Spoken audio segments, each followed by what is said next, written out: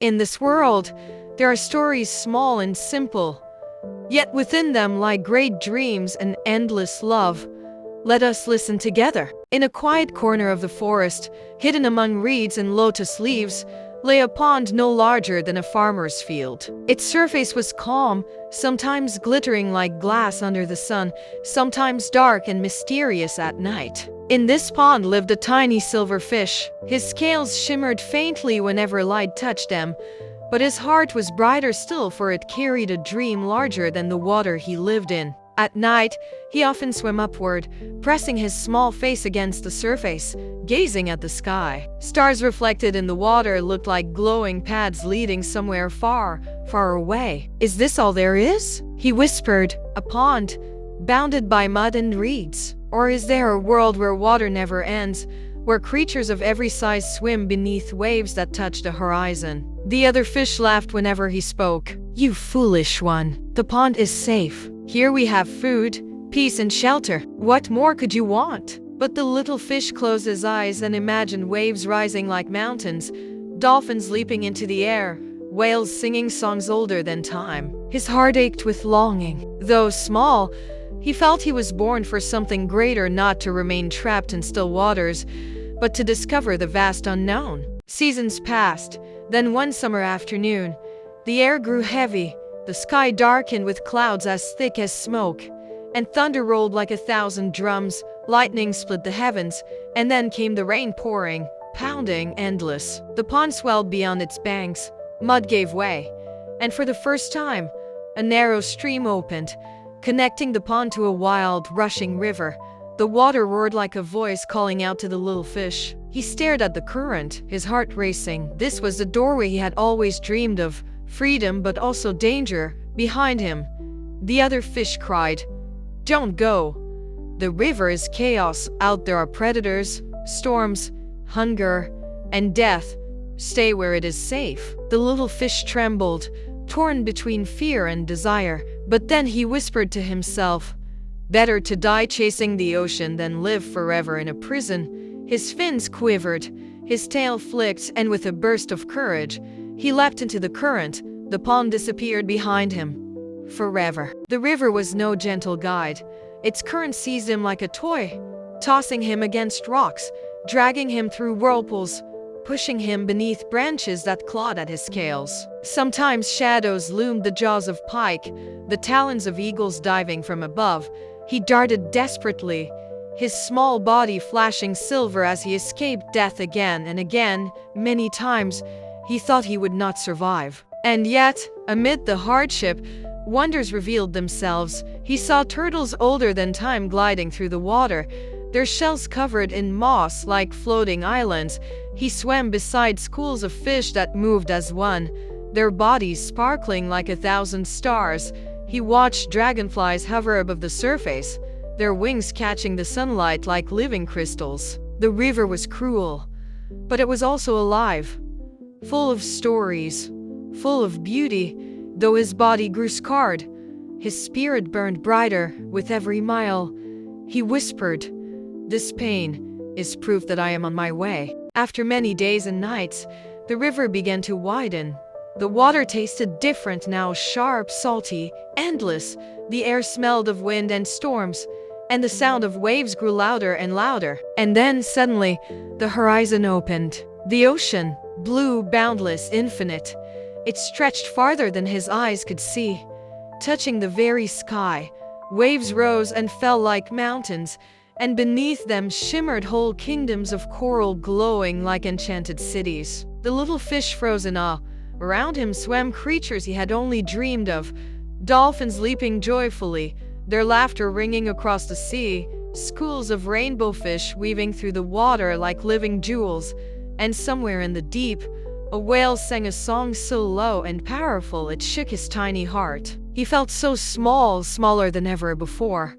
And yet, for the first time, he did not feel trapped. He felt free. His dream was no longer a dream.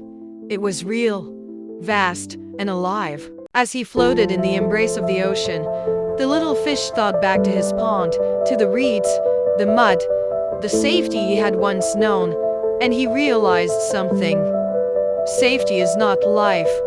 Life is risk, wonder, and the courage to chase the unknown. The ocean was dangerous, yes, full of storms, predators, and shadows, but it was also full of color, freedom, and destiny. He understood now. Dreams are like oceans, vast, terrifying, and unpredictable, but worth every struggle to reach. And so, with courage swelling in his tiny heart, the little fish swam forward, into the waves, into the endless deep, into the life he had always longed for. Just as the little fish longed for the ocean, now we step into another tale of an apple tree that quietly gave everything in the name of love. In a quiet village, there stood a tall apple tree. Its roots dug deep into the earth, and its branches stretched wide, heavy with leaves and sweet fruit. To the tree, every day was bright, because every day a little boy came to play. The boy climbed its branches, laughed beneath its shade, and ate apples until his hands were sticky with juice. When he was tired, he lay in its cool shadow, listening to the wind whisper through the leaves. The tree loved him dearly. It bent its branches low so he could reach the best apples. It spread its leaves wide so he could rest more comfortably. "You are my joy," it thought. "As long as you are happy, so am I." And the boy often whispered, hugging the trunk, "You are my best friend." The tree's leaves rustled with delight, as if laughing with him. Time passed. The boy grew taller, busier, and less often came to the tree. One day, he returned, but his face was troubled. "I need money," he sighed. "Without it, I cannot live." The tree swayed gently, thinking. "Take my apples," it said. "Gather them, sell them in the market. Then you will have enough." The young man climbed quickly, filling baskets with fruit. He did not rest under the shade, nor look back when he left. His eyes were on the road ahead. The tree watched him go.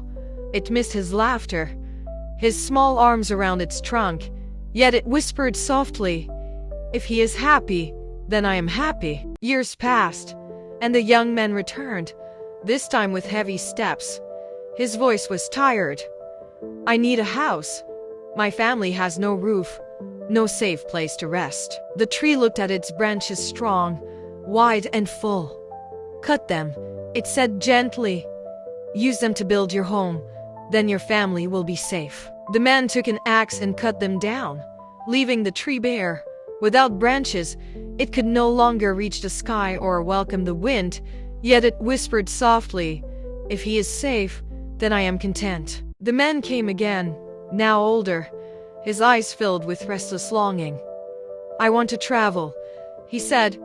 "I want to sail across the seas and see the world." The tree, now just a tall trunk, replied with love, "Cut my trunk, carve it into a boat, sail the seas you dream of." The man did so, leaving only a stump behind. The tree felt hollow, but it whispered, "If he finds joy, then my pain is worth it." Many years later, the boy returned for the last time.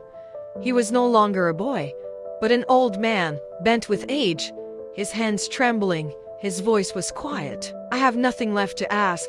I am too old to climb, too weak to build, too weary to travel. All I need is a place to rest." The tree, now only roots and a stump, spoke gently, "I have nothing left but myself, but you may sit upon me, rest, and find peace." The old man lowered himself onto the stump. He closed his eyes, breathing slowly, and for the first time in many years, he felt calm. The tree, though almost gone, felt joy once more, for even in its final gift, it had proven what love truly is: love that asks for nothing, love that gives everything. From the little fish's dream of the vast sea to the apple tree's final gift, we learn this truth: to live is to dare to dream, and to love is to give without end. Thank you for joining tonight's magical journey. Please like, comment your favorite tale, and subscribe for more fairy tales every Monday, Wednesday, Friday, and Sunday. Sweet dreams, may your nights be filled with wonder, and remember, every story hides a little magic.